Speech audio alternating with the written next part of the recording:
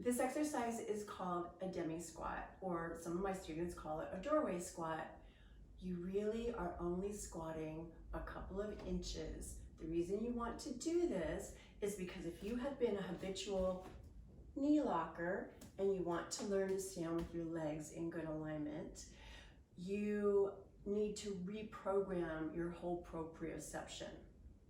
And so if you stand in a doorway and you hang on lightly, it takes balance out of the equation. So you don't have to worry about your balance while you're learning this. So you want to have grounded footprints, hips nice and even and level, and you're basically just sitting your butt back a couple of inches and then coming up tall. That's going to be too easy very soon. So continue to keep your knee and toe aligned. Continue to make sure it's a sit backwards action and come up fully. But now do it just one leg at a time. So keep your hips nice and level. Put the leg you're not standing on out. Keep your legs straight and flex your foot. Extra bang for your butt to engage these muscles right here. And you sit back.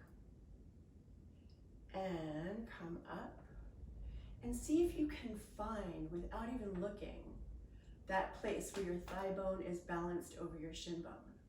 And you sit back, and you come up all the way tall, and do it on each leg, and reprogram your whole sense of proprioception so that you know that you're standing with your legs in good alignment and not locked back like that. Because at first, when you start standing with your legs in good alignment, it'll probably feel like they're bent. And you just want to reprogram that. You want to reprogram your whole sense of having your body in good alignment.